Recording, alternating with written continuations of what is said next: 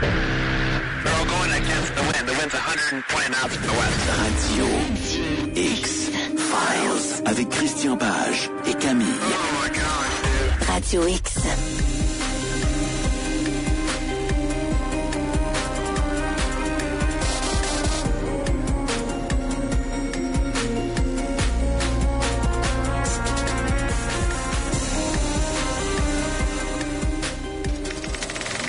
Et c'est Elizabeth Short. Ne me quitte pas, Richard. Dis-moi que tu m'aimes. Mademoiselle Short, c'est une scène très triste. Vous pensez que vous êtes capable de jouer la tristesse? Oui, je peux le faire. Elle s'appelait Elizabeth Short. Elle était jeune et belle. Bien décidée à devenir célèbre. Destinée à l'être atrocement.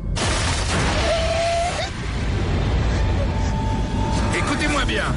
Aucun journaliste ne doit voir le corps. La victime a été coupée en deux. Elle a été vidée de tous ses organes et de son sang. Et sa bouche a été ouverte d'une oreille à l'autre. Ce fut le meurtre le plus célèbre de l'histoire de la Californie. Pour le public, c'était un meurtre à sensation. Nous allons arrêter ce tueur. Pour nous, ça devenait une obsession. Fais quelque chose, il est comme ça depuis hier soir. Des coulisses du pouvoir Qu'est-ce que je dois faire pour que mon nom n'apparaisse pas? à la flicaille du caniveau. Elle ressemble à la morte, tu es complètement fou. Chaque vie impliquée était anéantie. J'ai fait l'amour avec Elisabeth une fois. Je voulais voir comment c'était de le faire avec une fille qui me ressemblait autant.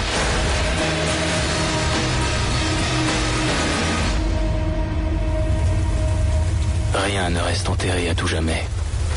Rien. Dis-moi que tu m'aimes. Dis-moi que tu me trouves belle.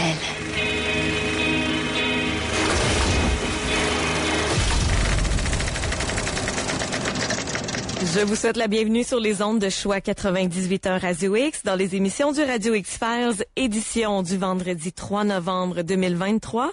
Au lendemain de l'Halloween, on demeure tout de même dans la thématique de l'horreur. Et je sais pas si c'est votre cas, mais ce sera le mien ce soir.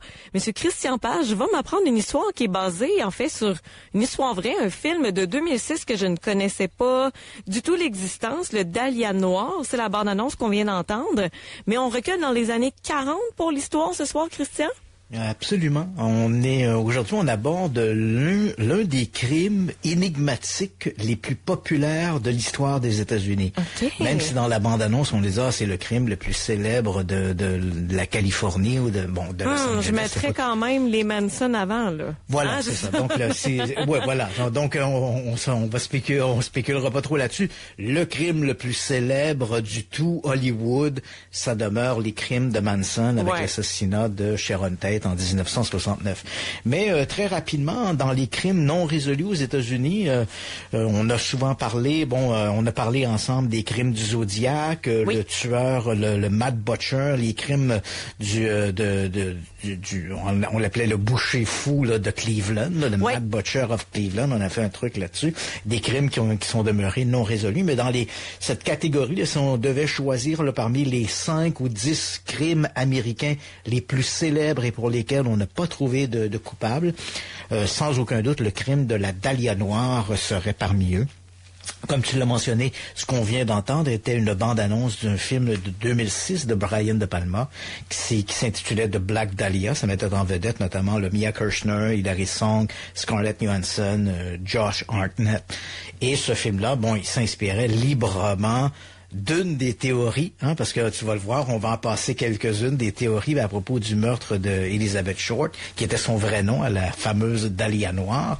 D'ailleurs, le nom de Dahlia Noire, ça nous vient de plusieurs éléments. C'est difficile de déterminer d'où est apparu ce nom. Il faut savoir que 1 an avant la mort d'Elizabeth Short. Il y a un film polar noir qui était apparu sur les écrans qui mettait en vedette Veronica Lake et Alan Ladd. Alan Ladd qui s'était surtout distingué pour des westerns, mais cette fois-là, il avait tourné dans un polar noir qui s'appelait justement The Black Dahlia. Okay. Donc c'est un film de 1946, un an avant le meurtre d'Elizabeth Short. Et Elizabeth Short s'était fait surnommer un peu Black Dahlia parce que elle s'habillait toujours de noir et on raconte que l'un de ses parfums favoris était le parfum de la fleur, le dahlia. Donc, comme elle s'habillait en noir, elle se parfumait au dahlia. On l'avait surnommée la Dahlia noire. Bon, il y a beaucoup de choses qu'on a dit à propos d'Elizabeth Short qui sont inexactes, beaucoup de choses qu'on a racontées dans les médias. On a monté ce crime-là en épingle. Abordant toutes sortes d'hypothèses un peu invraisemblables. Déjà, d'ailleurs, dans la bande-annonce qu'on a entendue, qui dure 1 minute 56 secondes, il y avait 4 choses qui étaient fausses dans cette bande-là. Okay. Déjà, en moins de 2 minutes, on avait déjà 4 choses qui étaient fausses. On va revenir là-dessus. Oui, on va essayer de rectifier là-dessus. Mais c'est vrai que c'est un crime qui a alimenté énormément de spéculations. C'est un crime qui a marqué l'imaginaire. Et il a marqué l'imaginaire surtout à cause du crime, de la monstruosité du crime lui-même. Donc on va commencer d'abord par le crime, et ensuite on va essayer de décanter. Donc on le dit tout de suite pour les gens qui nous écoutent, on est ce soir dans la thématique de nos crimes mystérieux, crimes occultes et bizarroïdes. Donc avis aux oreilles sensibles, parce qu'il y a des détails qu'on va raconter à propos de ce crime-là qui sont tout à fait monstrueux. Okay. Donc les gens sont déjà prévenus. Donc l'affaire du crime d'Elizabeth Short débute le 15 janvier 1947. Donc ce jour-là, on va découvrir le corps. On est sur un lot vacant qui se trouve à l'intersection de la 39e avenue et de la rue Norton. À l'époque, c'était un endroit qui était en plein développement. Là. C'était assez désert. Aujourd'hui, pour y être passé il y a quelques années en voiture, on ne reconnaît pas les lieux. Là. Tu sais, je veux dire, t'arrives là, puis tu peux pas savoir où était ce terrain vague sur lequel on a trouvé le corps parce que le milieu a tellement changé. Donc, on trouve un corps. Et pour avoir vu les photos, là, c'est très frappant. Le corps a été coupé littéralement en deux, là, mais c'est pas vraiment coupé net là, en deux à partir de la taille. Et les 2 morceaux du corps ont été placés sur le lot vacant. Et ils ont été placés de manière à être très choquante. Hein. Donc on a la partie du haut du corps où on a la tête, tout ça. Les bras sont légèrement repliés. Et ensuite, à peu près comme s'ils avaient été placés, là, alignés l'un vers l'autre. C'est pas jeté n'importe comment, c'est vraiment aligné, là. Donc, à peu près, je te dirais, un 45 cm, 50 cm en dessous de là où le corps, le torse, la taille s'arrête. Ben, on a la partie basse du corps qui inclut la région pelvienne, les jambes, tout ça. My God. Et l'assassin a volontairement placé le corps d'Elizabeth Short. Il l'a placé à ce moment-là. On ne sait pas que c'est Elizabeth Short, bien sûr. Qu'on voit bien là, quand parce que c'est des randonneurs qui l'ont trouvé, une dame qui promenait son chien, qui trouve le corps. Et là, évidemment, les policiers vont entourer la chose. Et on voit bien que c'est une jeune femme, début de la vingtaine, le corps coupé en 2, et son assassin a placé le corps. Il a profité, bien sûr, du fait que l'endroit est à peu près désert, donc il a jeté le corps là, visiblement en fin de nuit. Le médecin légiste va établir qu'elle a été assassinée soit la veille au soir ou au tout début de la nuit, là, entre quelque part 22h et à peu près 2h du matin, donc quelques heures avant que le corps soit trouvé. Et l'assassin a placé le corps de manière à ce que la victime soit dans une position qui est choquante. Hein? Donc, il l'a placé, les jambes bien écartées, bien visibles depuis le bord du trottoir de la rue pour qu'on la voit bien. Donc, il y a tout un scénario là, visiblement qui a été pensé par le tueur au moment de déposer le corps d'Elizabeth Short.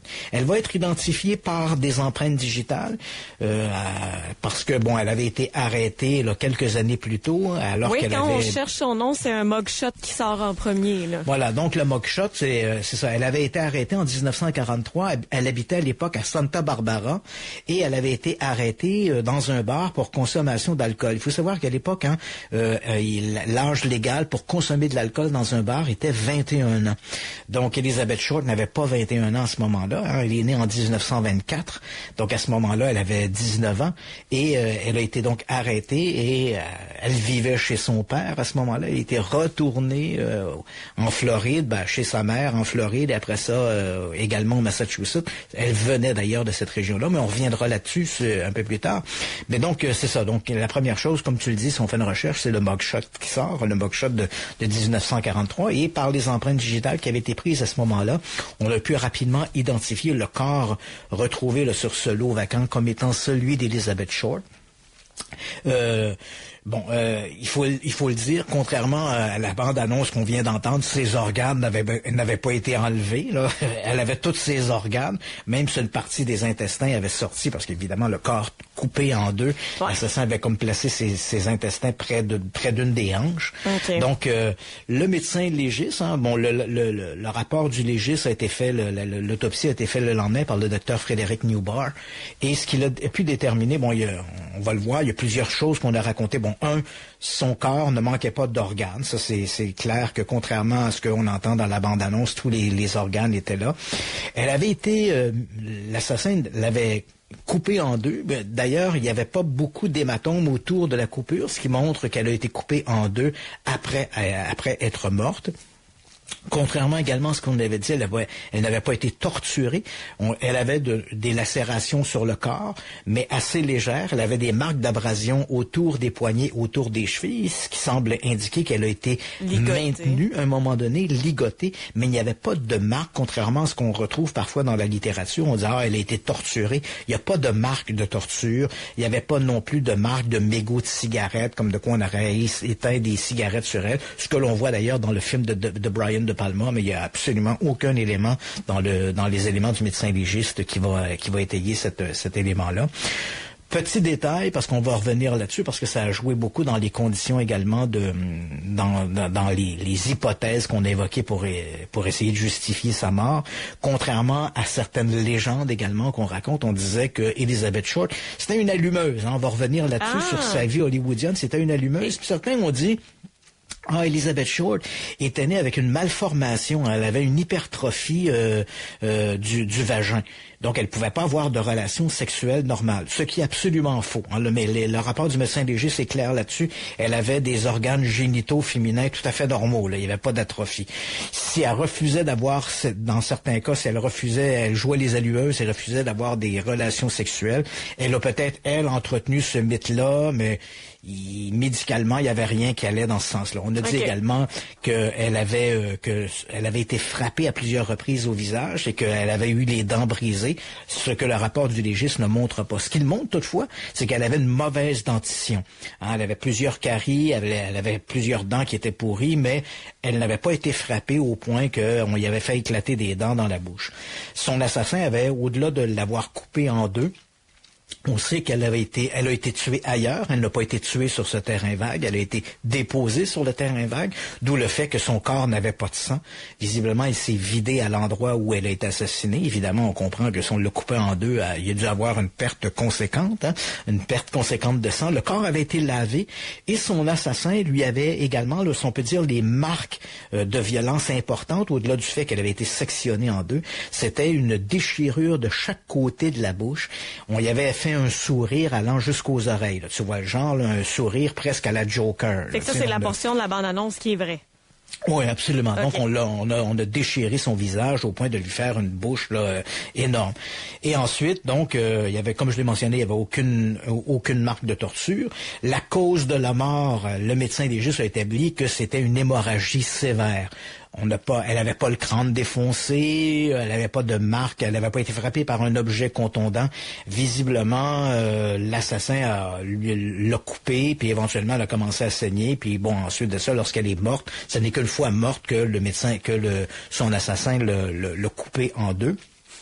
Et il a visiblement aussi lavé le corps avant de s'en débarrasser aussi, parce que il n'y avait pas sur le corps d'Elizabeth Short de marque de sang. Là. Il n'était pas maculé de sang, donc ce qui montre que l'assassin l'avait lavé avant de la jeter sur ce terrain vague.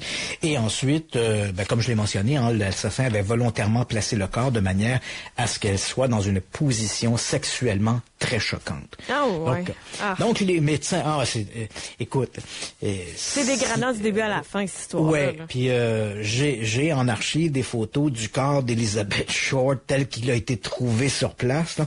Je sais pas, j'hésite, mais peut-être qu'après l'émission, j'en mettrai peut-être une ou deux pour que les gens voient à quoi ressemblaient parce que les photos qu'on voit sur le web, c'est le corps, mais recouvert d'une bâche ou d'une couverture.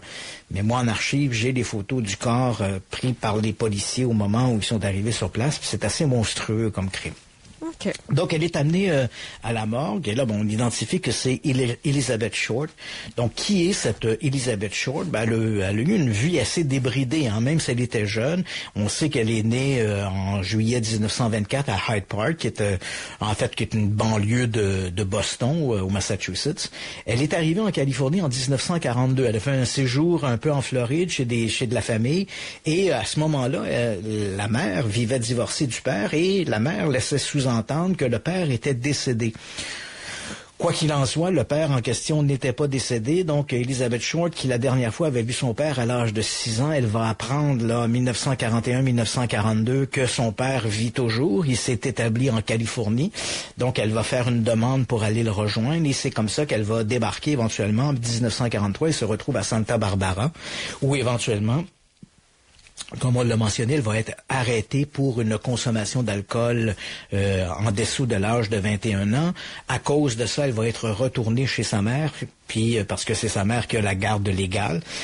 Même si Elizabeth Short a 19 ans, c'est sûr que ça nous paraît un peu étrange aujourd'hui, mais à l'époque, il faut toujours se rappeler que l'âge légal était 21 ans. Donc, elle est retournée chez sa mère, mais éventuellement, après un court séjour sur la côte est américaine, d'ailleurs, elle va rencontrer un individu qui va lui proposer de se marier à elle, un militaire, mais malheureusement, le militaire en question va décéder donc durant la Deuxième Guerre mondiale dans un crash d'avion. Donc, le mariage ne sera pas consommé. Et éventuellement, donc, Elizabeth Short va retourner vivre en Californie. Rapidement, le torchon brûle entre elle et son père, donc elle va se trouver un emploi de serveuse, elle va partager un appartement avec une autre femme. Donc, dans le film également, non seulement, on l'avait pas vidé de ses organes, mais lorsqu'on entend la bande son du film de Brian De Palma, et si on voit le film de Brian De Palma, on voit que Elizabeth Short fait de courts essais pour aller au cinéma. D'ailleurs, la première scène, on entend le réalisateur qui lui dit c'est une scène dramatique, êtes-vous capable de jouer le drame, etc. Ça, c'est jamais arrivé. Elizabeth Short, comme plein de jeunes femmes qui se retrouvaient en Californie, qui se retrouvaient dans la grande région de Los Angeles, rêvait de devenir une actrice de cinéma. Et c'est vrai que Elizabeth Short avait confié à des amis autour d'elle qu'elle aimerait faire du cinéma. Mais il faut savoir que à cette époque, la grande période du cinéma hollywoodien, c'était l'âge d'or du cinéma, il y avait, je pourrais qualifier, il y avait le milieu très fermé des acteurs et des actrices. Ensuite, il y avait le cercle un peu plus grand des amis des acteurs et actrices. Puis ensuite, il y avait le cercle des amis des acteurs et actrices. Et ensuite, le cercle des amis des acteurs et actrices. Ils l'ont employé avant les acteurs. C'est un réseautage. Et Elizabeth Short faisait partie de le troisième cercle. Elle côtoyait des amis des acteurs et actrices. Tu comprends? Donc, elle n'était pas dans le milieu des acteurs, mais elle le côtoyait de manière assez éloignée. Et elle rêvait de devenir actrice et elle ne cachait pas qu'elle était prête en tant que femme, et là ça inclut tout ce que tu peux imaginer, en tant que femme, elle était prête à faire n'importe quoi pour réussir à se faire une place au soleil, à se faire une place comme actrice. Mais on n'a jamais trouvé de bout d'essai d'Elizabeth Short. Elle n'a jamais été approchée par des producteurs. Elle n'a jamais fait d'essai. Jamais. Même si elle le confiait, même si elle disait que c'était son rêve, ça ne s'est jamais produit. Okay. Donc, c'est à peu près le personnage qu'on a. Hein? Donc, une jeune femme, 20 ans, qui se retrouve en Californie, c'est l'âge d'or du cinéma. Elle est plutôt jolie. Elle rêve de faire du cinéma, bien sûr. D'ailleurs, il y a plein de photos qui existent d'elle, où on la voit un peu tenant une position un peu à la Marilyn Monroe, à la position des actrices et acteurs. Là, elle regarde derrière, les cheveux défaits. Donc, elle avait un portfolio, elle espérait visiblement faire sa place, mais ça n'est jamais arrivé. Donc, elle n'a que caressé le rêve, mais n'a jamais été concrètement dans un film. Exactement. Okay. Et à travers ça, comme je te le dis, elle fréquentait les amis des acteurs et actrices. Okay. Et avec eux, bien sûr, parce que c'était un peu aussi la mode, hein, elle côtoyait un peu le milieu interlope. Est-ce qu'elle faisait partie du milieu interlope? Rien ne permet de croire ça. Encore une fois, dans le film, hein, on entend le narrateur qui dit oui, des bas-fonds de Los Angeles, de la racaille, de la police. Tout ça, là, c'est du mythe. Hein? On aime rendre ça noir, là, mais il n'y a pas d'éléments qui permettent de croire ça. Bien sûr, le milieu de Hollywood, le milieu de Los Angeles à l'époque, on parle ici du milieu immédiatement après la Deuxième Guerre mondiale, donc c'est un peu l'âge d'or, hein, la fin des années 40, début des années 50. On a plein d'acteurs et actrices qui sont là, qui côtoient un peu le monde interlope. Hein. Puis certains d'entre eux, hein, parce qu'il faut se rappeler aussi que c'est le moment où Las Vegas est créé. Oui. Et Las Vegas, il faut se rappeler que c'est créé par des mafieux, hein, qui veulent bénéficier d'une licence pour le jeu. Et le Nevada est assez laxiste pour les licences pour le jeu. C'est comme ça que Las Vegas naît au milieu du désert. Et on sait que certains d'entre eux, d'ailleurs, aussi avaient des visées sur Hollywood. On pense à Bugsy Malone, hein, qui était un mafieux très célèbre, qui avait ses assises à Las Vegas, à Los Angeles, et qui espérait également rentrer dans le giron hollywoodien. Et derrière les grands studios de la Paramount, de la MGM et autres, bien sûr, il y avait toujours un peu ce réseautage un peu mafieux et du monde interlope.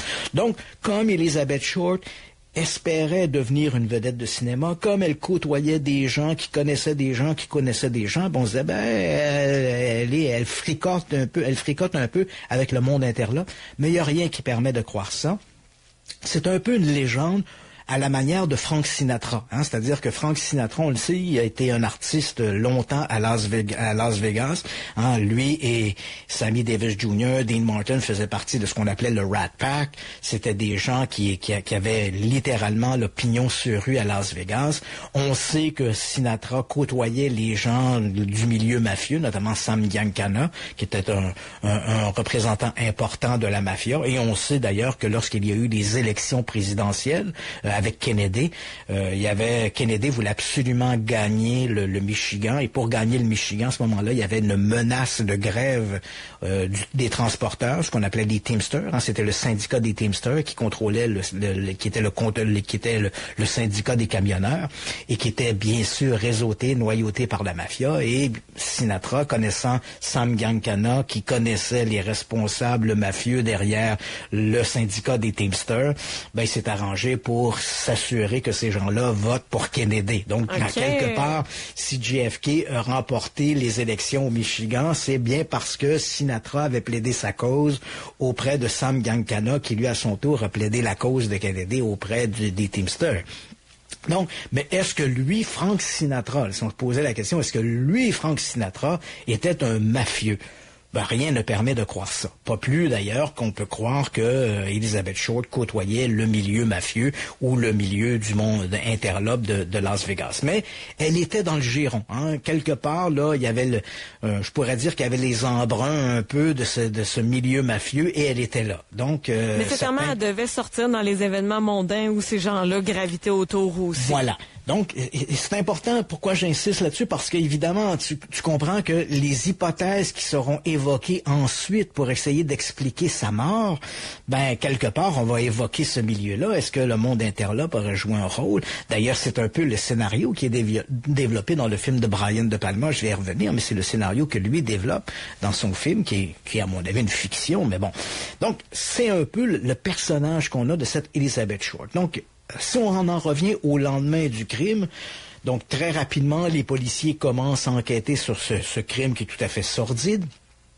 Et là, rapidement, on voit les journaux qui rapportent des informations. Et il faut quand même le dire, les policiers entendent des informations qui sont fausses, mais ils vont les laisser courir volontairement pour s'assurer que si, par exemple, on dit, Elizabeth Short a été étranglée. Certains médias vont écrire ça dans des journaux de Los Angeles. Elizabeth Short a été étranglée, alors qu'elle n'a pas été. Aucune marque de strangulation. Mais on sait, par exemple, que si on arrête un suspect et que cet individu-là dit « Je n'ai pas étranglé Elizabeth Short », alors que tous les journaux disent qu'elle a été étranglée, déjà là, on a une information qui est qualitative et qui permet de croire que l'individu dit vrai, qu'il est peut-être l'assassin d'Elizabeth Short. Ah ouais, on peut tromper les gens comme ça. Donc, on entend des rumeurs qui circulent et les policiers ne les démentent pas en espérant que, si bien sûr quelqu'un dit « c'est moi qui ai tué Elizabeth Short, je l'ai étranglée », on sait déjà d'emblée que c'est pas lui, parce qu'Elizabeth Short n'a pas été étranglée. Donc, il y a plusieurs rumeurs qui vont circuler et qui vont entretenir le mythe d'Elizabeth Short volontairement par la police. Les grandes histoires qu'on entend, et encore aujourd'hui, en 2023, des histoires, moi, que j'entends sur Elizabeth Short, on nous dit elle a eu des dents brisées, comme je l'ai mentionné, par une altercation avec son agresseur, ce qui est faux. On nous dit qu'elle a été étranglée, c'est faux. Des organes manquants, c'est faux. Marque de torture, c'est faux. Les seins coupés, c'est faux. Elle avait des lacérations. Elle avait une lacération d'ailleurs sur le côté d'un mamelon, mais de dire qu'elle avait eu les seins coupés, c'est pas vrai. Okay. Et bien sûr, cette espèce d'atrophie vaginale, qui est le grand mythe d'Elizabeth Short, on disait c'est une allumeuse, mais elle ne peut pas avoir des relations sexuelles à cause de cette malformation congénitale. Ça, bien sûr, c'est faux aussi. Donc, les policiers savent déjà, là, ces éléments-là commencent à circuler dans les jours, les semaines qui suivent la mort d'Elizabeth Short. On voit ça dans les journaux, mais les policiers, eux, ont quand même établi les éléments à partir du rapport du médecin légiste et on sait exactement quels sont les véritables états pathologiques au moment où Elizabeth Short a été assassinée. On va questionner dans les jours et les semaines qui vont suivre des amis, des parents, des connaissances, une horde de petits amis, d'amants. Et selon les versions, on aurait interrogé entre 50 et 500 personnes. Donc, qui auraient côtoyé de près ou de loin Elizabeth Short et qui auraient pu fournir de l'information sur les individus qu'elle côtoyait, qui auraient peut-être été plus louches. Mais tout ça nous a amené dans un cul-de-sac. On n'a rien trouvé dans ce sens-là. Avec un échantillonnage aussi grand de personnes? Oui. Rien. Personne. On n'a aucun suspect qui est sorti du lot. Ce qu'on a pu établir, c'est que Elizabeth Short a peut-être un peu joué trop la carte de la séduction. Ça, c'est revenu souvent dans l'enquête policière. Elle jouait un peu les racoleuses. Certains ont même prétendu qu'elle s'était adonnée à de la prostitution. Si c'est vrai, ça n'a jamais fait l'objet d'un rapport de police. Donc, on sait que c'était une racoleuse, on sait que c'était une allumeuse. Est-ce que tout ça lui a valu éventuellement une vindicte de certains amants et conduits? C'est possible. Mais au-delà de ce constat-là, de la racoleuse allumeuse, on n'a rien pu déterminer qui aurait pu amener à cibler un individu en particulier pour établir, dire, voilà, c'est lui qui est l'assassin d'Elizabeth Short. C'est pas arrivé. Mais en fait, on n'a pas vraiment eu besoin de ça, parce que très rapidement, le corps de Short est découvert à la mi-janvier, une semaine après la découverte du corps d'Elizabeth Short. L'assassin va se manifester. Oh! Et écoute, et là... Et c'est pourquoi peut-être cette histoire-là a joué sur une telle fascination du public américain, parce qu'on est dans un scénario digne d'un film. Je comprends que, tu sais, Elizabeth Short, aujourd'hui, on a, je pense, 6 ou 7 films qui ont été faits sur elle, ou été inspirés d'elle. Il y a, je pense, 3 ou 4 films qui ont été faits pour la télévision, dont l'un avec, si je me trompe pas, c'était Al Pacino qui jouait dedans, okay. Ou Robert De Niro, excuse-moi. Donc, on s'était inspiré d'Elizabeth Short, des films tournés soit pour le cinéma, soit pour la télévision. Donc, c'est vraiment un scénario digne d'Hollywood et on le comprend qu'on était inspiré par cette histoire-là. Le 22 janvier 1947, à peu près une semaine après la mort d'Elizabeth Short, il y a un individu qui contacte James Richardson, qui est l'éditeur du Los Angeles Examiner, pourquoi le Los Angeles Examiner, les policiers vont essayer de trouver une trace, hein, peut-être le gars était un frustré du journal Examiner. Tu sais, toutes les avenues ont été explorées. Hein. Pourquoi le Examiner? Pourquoi ce journal-là? Est-ce que c'est un ancien journaliste, un lecteur insatisfait du journal? Tout a été suranalysé. Oui, tout a été suranalysé. Donc, cet individu contacte Jim Richardson.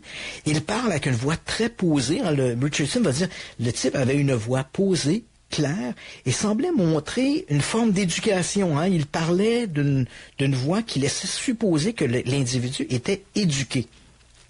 D'abord, il va commencer par féliciter James Richardson par la couverture du Examiner sur la mort d'Elizabeth Short, et il lui dit qu'il va lui envoyer une enveloppe contenant des objets que Elizabeth Short avait, et c'est amusant parce qu'il dit qu'elle avait au moment de, puis là, il prend une pause, hein, c'est Richardson qui détaille ça, il a pris une pause, puis il a dit des objets qu'elle avait avant de disparaître. Hein, c'est un peu ce qu'il dit. Ça, il prend une pause avant de dire avant de disparaître. Et donc, et après ça, il raccroche. Donc, on attend, et effectivement, le 25 janvier, donc 3 jours après le coup de téléphone, le journal, The Examiner, reçoit une enveloppe beige, là, comme on en voit, et c'est assez amusant parce que l'auteur, l'expéditeur, a découpé des lettres dans différents journaux. Ah oui, il a fait un collage. Oui, il a fait un collage, et sur le collage, hein, c'est marqué, vous trouverez ici des objets qui appartenaient à la Dahlia. Hein, Here is Dahlia belonging. Donc, il reçoit l'enveloppe. Immédiatement, bien sûr, l'enveloppe est envoyée au service de police. On ne trouve que deux petites empreintes partielles, mais beaucoup trop partielles pour pouvoir déterminer quoi que ce soit.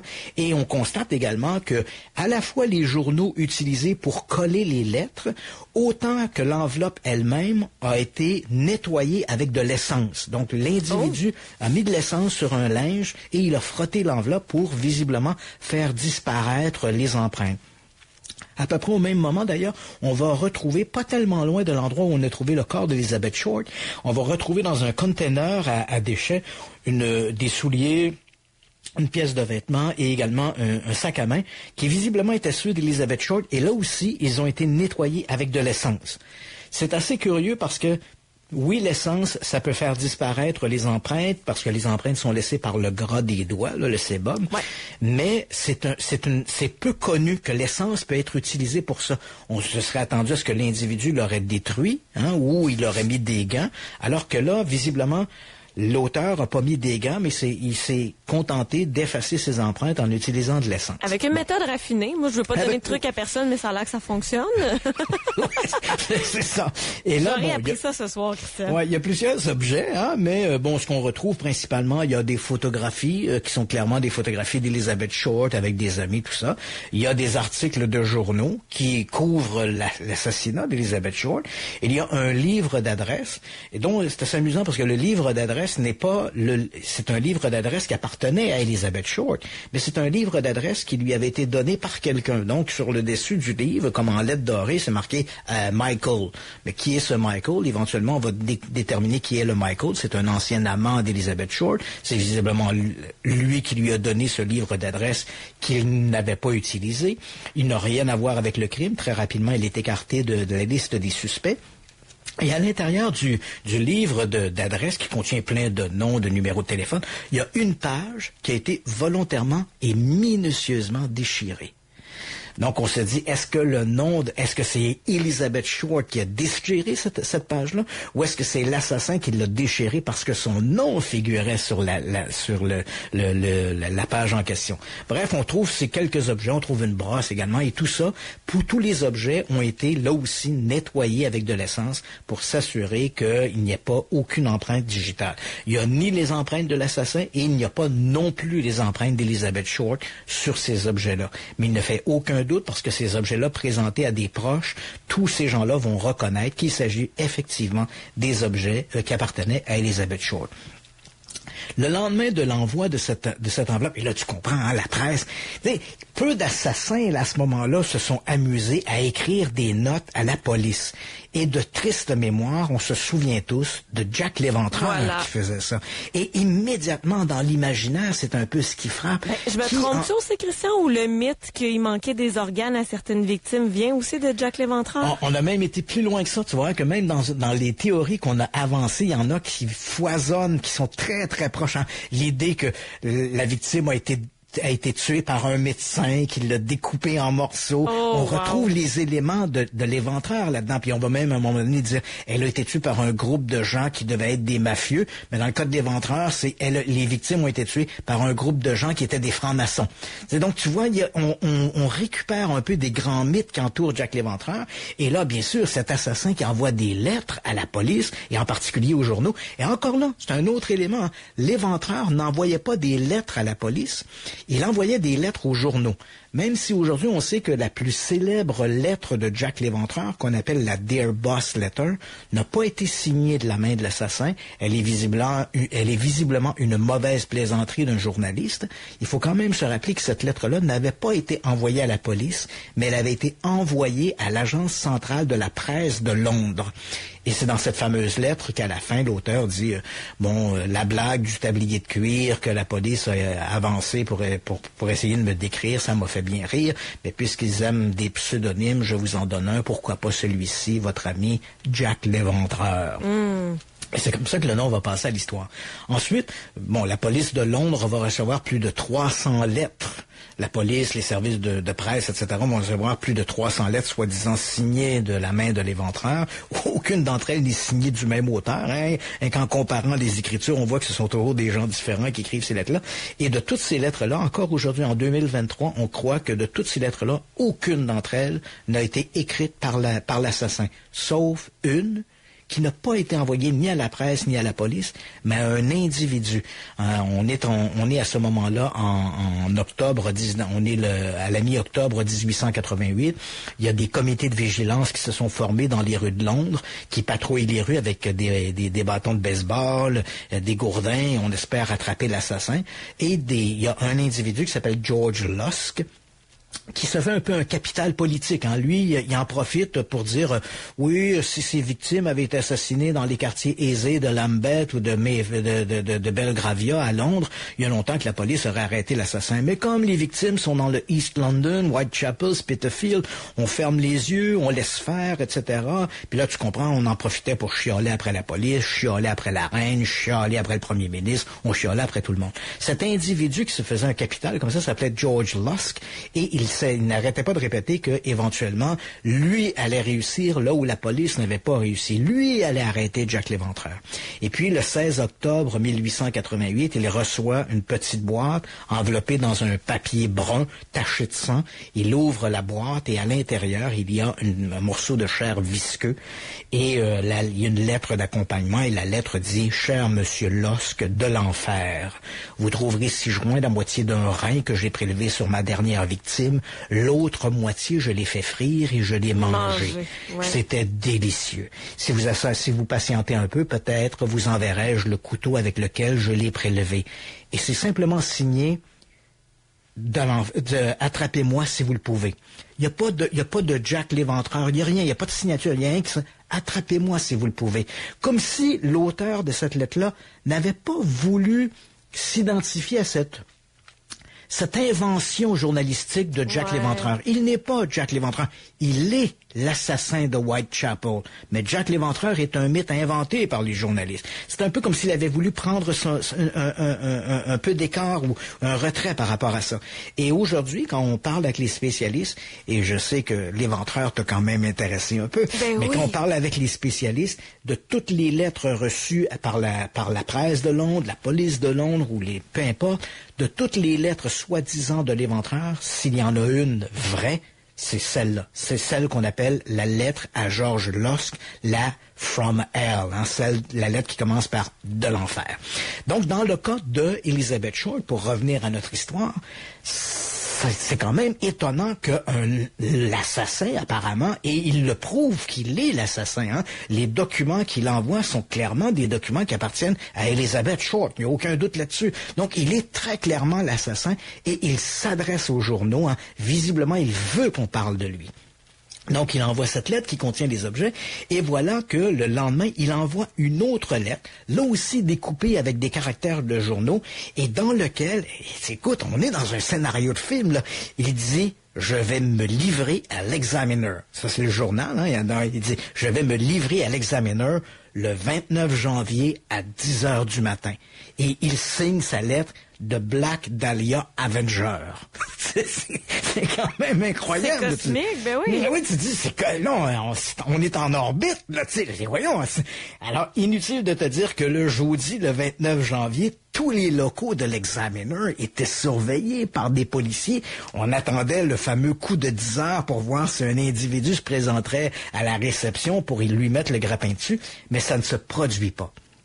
Et le même jour, toujours ce 29 janvier, un peu plus tard dans l'après-midi, il y a comme un double pour le journal, pour les journaux et les médias, il y a des doubles services de poste. Hein, donc on envoie une information et même à l'époque, il y avait beaucoup de journaux qui publiaient une édition du matin et une édition du soir.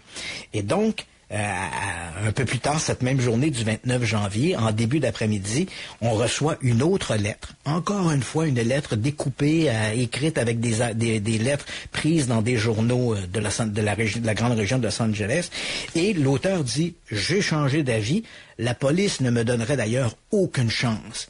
Il ajoute, le meurtre de la Dahlia était justifié. Mais pourquoi? Et on n'entendra plus jamais parler de lui. C'est la dernière lettre que va envoyer cet auteur-là. Et après, c'est la disparition de l'auteur de celui qui semble a priori être l'assassin d'Elizabeth Short. Et il ne donne aucune raison de sa motivation. La seule chose qu'il dit, le meurtre de la Black Dahlia était justifié. Et maintenant, on va tomber dans les spéculations. Ah oui, parce Qui se trouve derrière le meurtre de la Dahlia noire? Je te le raconte après la pause. Et même depuis le début, Christian, je te le dis, là, je me demande comment elle le fait pour se retrouver là. Pourquoi il était justifié? Ouais. Donc, on s'en reparle après la pause. Parfait. Radio X-Files. Avec Christian Page et Camille. Radio X. On est rendu dans l'étape crunchy, mon cher Christian, de notre histoire. Quelle histoire de meurtre! On sait pas. Incroyable. Qui ressemble beaucoup à Jack l'Éventreur. On sait pas c'est qui et on sait surtout pas pourquoi la victime s'est ramassée dans cette situation-là. Et je suis curieux d'entendre les spéculations de l'époque. Et malheureusement, comme le temps file, je vais devoir couper un peu dans le gras parce que c'est une histoire qui est excessivement complexe. Mais il faut savoir que encore aujourd'hui, 2023, le dossier de la mort d'Elizabeth Short est toujours ouvert à la police de Los Angeles. OK, c'est un dossier froid encore? Oui, absolument, c'est un dossier qui est toujours ouvert. Il y a eu des centaines d'interrogatoires qui ont été menés pour essayer de retrouver l'assassin et des dizaines de suspects potentiels qui ont été suivis, qui ont été enquêtés, mais tout ça n'a jamais conduit à une arrestation. Donc, au moment où on se parle, 2023, soyons clairs, l'assassin d'Elizabeth Short n'a jamais été arrêté. Mais évidemment, toutes sortes d'hypothèses ont été évoquées. L'une des hypothèses qui assez rapidement est sortie dans les cahiers des enquêteurs, certains se sont dit, voilà, entre 1934 et 1939, il y a eu un mystérieux tueur, et on en a parlé en début d'émission, le fameux boucher de Cleveland. Cet assassin a commis une douzaine d'assassinats durant cette période. L'histoire a été un peu oubliée parce que immédiatement après la série de crimes du boucher de Cleveland, ça a été la Deuxième Guerre mondiale et l'affaire est tombée un peu comme dans aux oubliettes. Mais évidemment, quand la mort d'Elizabeth Short survient en 1947, on se dit, ben voilà, il n'y a pas si longtemps, il y avait un mystérieux tueur à Cleveland qui commettait des crimes sur des individus qu'on appelait des pervers. Hein. C'était toujours des pervers. Mais il faut s'entendre, là, la définition de pervers en 1936, Un homosexuel, c'est un pervers. Lesbienne, c'est un pervers. Quelqu'un qui s'adonne à la sodomie, c'est un pervers. Et une fille avec une jupe aux genoux, c'est une perverse. Un pervers. Et il faut quand même le dire, hein, dans le cas d'Elizabeth Short, petit détail un peu sordide, mais il y a des éléments qui laissent présager. On a fait des prélèvements de sperme vaginaux et anaux. On n'a pas trouvé de traces de sperme, mais il y a des bonnes raisons de croire que Elizabeth Short aurait pu avoir une agression sexuelle. Et il y avait une dilatation anormale de l'anus. Donc, on croit qu'elle aurait probablement été sodomisée, même si on n'a pas trouvé de sperme. Alors, évidemment, qui s'adonne à des activités de sodomie? Un sodomite, puis les sodomites, c'est des pervers. Donc, évidemment, on se dit, voilà, ce curieux tueur, le boucher de Cleveland, assassinait des gens, on le sait, la liste de ses victimes étaient des gens qui fréquentaient les milieux un peu déjanté de Cleveland. Les victimes avaient des mutilations. Des mutilations aux organes génitaux et également ils étaient décapités. Dans le cas d'Elizabeth Short, elle n'a pas été décapitée, mais elle a été coupée en deux et elle avait également des lacérations autour du vagin. Encore une fois, ce sont des lacérations qui sont post-mortem et qui n'ont rien à voir avec un aspect de torture, mais il y avait quand même des lacérations post-mortem. Donc rapidement, on s'y met à penser à ça et on s'est dit, est-ce qu'il pourrait s'agir du même assassin? Puis il faut savoir que dans le cas du boucher de Cleveland, il n'a jamais été arrêté. Hein. À l'époque, l'enquête policière avait été menée par un individu qui s'appelle Elliot Ness, une célébrité. Je sais que tu m'avais dit à l'époque que tu connaissais pas Elliot Ness, mais c'était un policier qui avait d'ailleurs procédé, et c'est lui qui avait permis d'arrêter Al Capone à l'époque de la prohibition d'alcool. Il avait donc mis sur les genoux la mafia de Chicago. C'est un individu, une célébrité. Là. C'était la police parmi les polices. Et à ce moment-là, entre 1935 et 1939, au moment où le boucher de Cleveland va commettre ses crimes, Ness est le directeur de la sécurité de la ville, la sécurité nationale, la sécurité provinciale pour Cleveland. Et il va échouer à arrêter le boucher de Cleveland. D'ailleurs, il avait des visées politiques. Hein, il espérait devenir le maire de Cleveland. Et le fait qu'il a échoué, il y avait également des raisons, d'autres contraintes politiques qui ont fait qu'il a perdu les élections. Mais le fait de ne pas avoir arrêté le boucher de Cleveland a joué fortement sur les élections de 39 qui lui aurait peut-être permis de devenir maire de la ville. Donc, bref, les crimes du boucher de Cleveland ont très rapidement été évoqués dans l'investigation policière de 1947.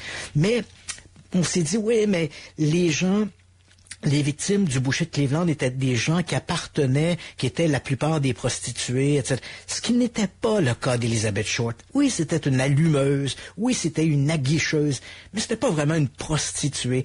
Et également les mutilations, même si les mutilations semblaient avoir une espèce de signature chirurgicale dans le cas d'Elizabeth Short, et c'était également le cas pour le boucher de Cleveland, rien dans l'aspect des mutilations était identique. Hein. Elizabeth Short a été coupée en deux, alors que le boucher de Cleveland, lui, se contentait généralement de décapiter ses victimes ou de couper les mains et les pieds. Et principalement, pourquoi couper les mains? Parce que si t'as pas les mains de l'individu, c'est plus difficile à l'identifier.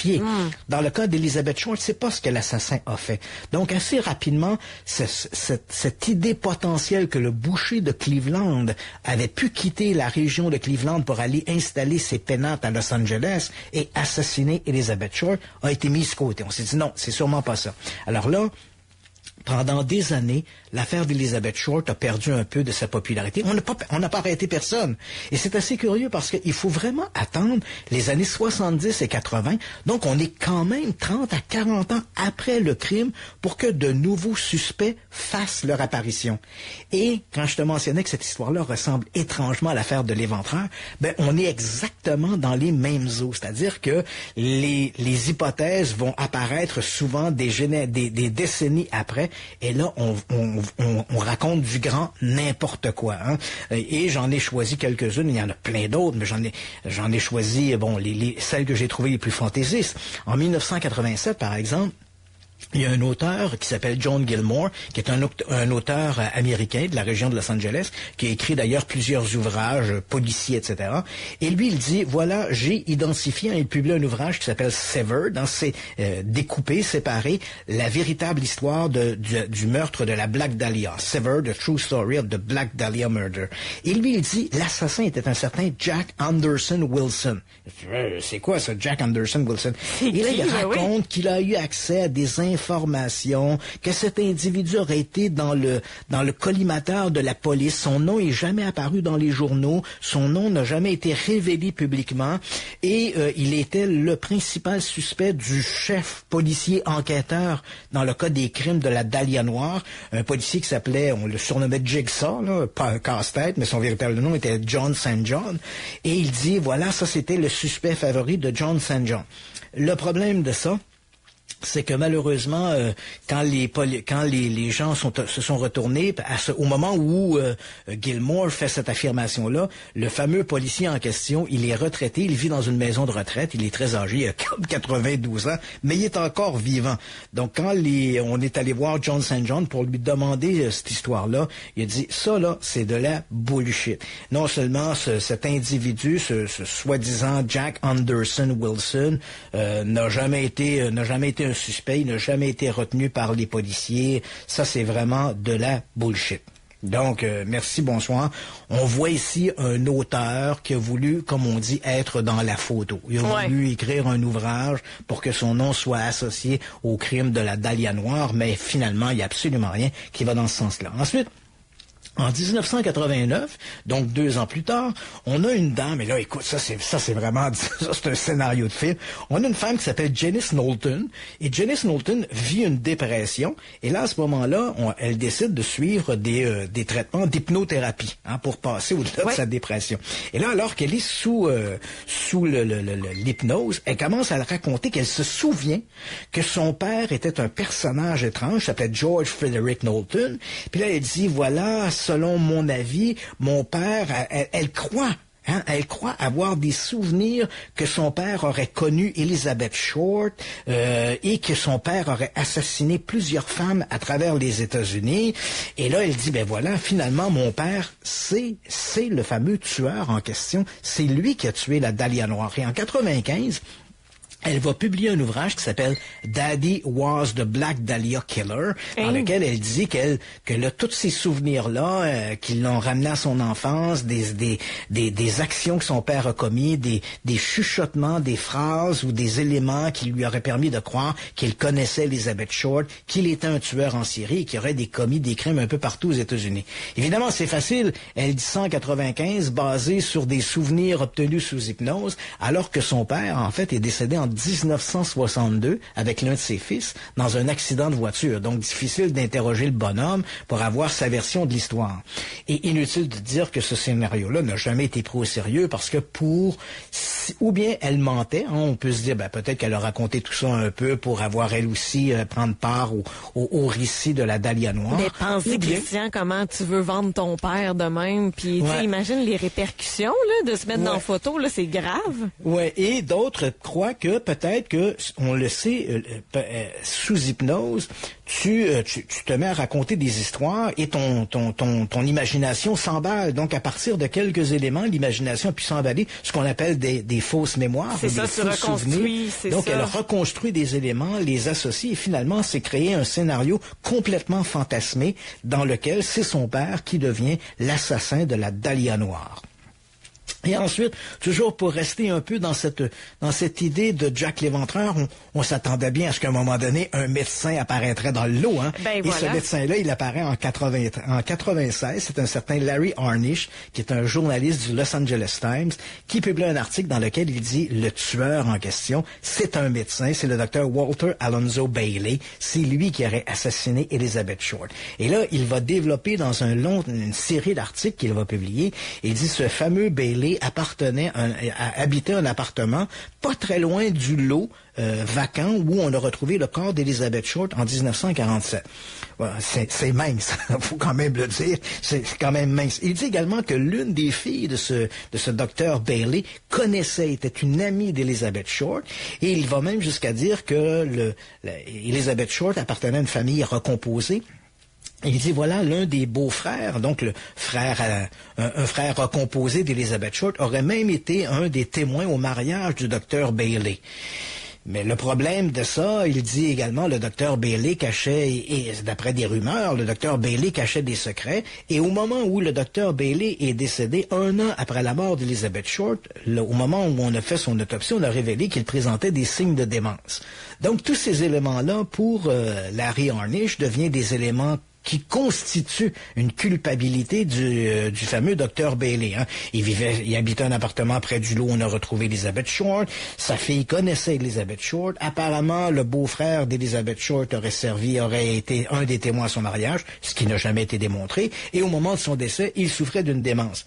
Le problème, c'est que quand on fouille plus loin, on découvre qu'il n'y a rien de ça ne permet vraiment de rattacher le docteur Bailey à Elizabeth Short, et le docteur Bailey a été accusé à un moment donné d'avoir fait des avortements illégaux. Il faut se rappeler qu'on est dans les années 40. Donc le fameux secret, les secrets du docteur Bailey qui évoque Larry Harnish, en lui disant c'est peut-être qu'il cachait le fait d'avoir assassiné Elizabeth Short. Ben tu comprends qu'il est plus vraisemblable que les secrets du docteur Bailey concernaient plutôt des avortements illégaux qu'il pratiquait dans la grande région de Los Angeles. Donc, encore une fois, il faut éliminer cette possibilité-là. Mais évidemment, ça faisait bien dans le tableau parce qu'on est en présence ici d'un médecin. Qu'est-ce que c'est tiré par les cheveux, hein? Ouais. En 2003, écoute, celle-là est vraiment bonne. 2003, un certain Steve Odell, qui lui est un ancien policier de Los Angeles, il publie un ouvrage qui s'intitule Black Dahlia Avenger. Hein? C'est le nom de l'assassin qu'il avait signé dans une lettre. Là, il dit Black Dahlia Avenger. Et là, lui, il accuse son père, lui aussi, c'est son père aussi qui est l'assassin, qui était le docteur George Odell. Il dit, c'est mon père qui était l'assassin d'Elizabeth Short. Et là, malheureusement, son scénario repose sur pas grand-chose. Hein. C'est vrai que le docteur Odell a été accusé en octobre 1949, donc 2 ans après la mort d'Elizabeth Short. Il a été accusé d'avoir molesté sa fille de 14 ans. L'article dit molesté. Entendons-nous, c'est des attouchements sexuels, mais le jury l'a déclaré non coupable. Donc après le procès, il a été déclaré non coupable. Mais ça nous montre que c'est un individu qui était un peu louche quand même. Ouais. Bon. Et ensuite de ça, c'est vrai que durant un moment, ce fameux docteur Odell a vraiment été dans le collimateur de la police de Los Angeles comme étant un possible suspect dans l'affaire d'Elizabeth Short. C'est vrai qu'à l'époque, le docteur Odell exploitait une clinique médicale qui était pas tellement loin des lieux où le meurtre a eu lieu, et une rumeur disait que l'une de ses patientes était Elizabeth Short. Et à cause de ça, il s'était retrouvé dans le collimateur de la police. Sauf que quand on vérifie les archives de la police, on se rend compte que dès 1950, le fameux docteur Odell avait été éliminé de la liste des suspects. Donc, en dehors de ça, ces faibles éléments, on comprend que ce fameux Steve Odell aime bien peut-être pointer du doigt son père, mais les éléments montrent que le docteur Odell n'avait visiblement rien à voir avec la mort d'Elizabeth Short. Ouais. Là, comme il ne reste plus de temps... Je comprends le cul-de-sac dans lequel on se retrouve encore aujourd'hui. Mais là, comme il ne reste plus de temps, je veux quand même te mentionner que le scénario qu'on retrouve dans le film de Brian De Palma, il est basé sur un livre qui est sorti en 2005 d'un auteur qui s'appelle Donald Wolfe, qui a écrit un ouvrage qui s'appelle The Black Dahlia File. Et là, on est vraiment dans le Jack l'Éventreur. Lui, selon sa version à lui, c'est que Elizabeth Short était enceinte. Elle était enceinte du propriétaire du journal le Los Angeles Times, un dénommé Norman Chandler. Okay. Et elle aurait voulu le faire chanter. Lui, il lui aurait demandé de se faire avorter. Elle aurait refusé et elle l'aurait menacé de le faire chanter. Et à ce moment-là, Chandler aurait engagé une série de tueurs à gages, incluant nul autre d'ailleurs que le mafieux Bugsy Siegel, que je t'ai mentionné plus tôt. Okay. D'ailleurs,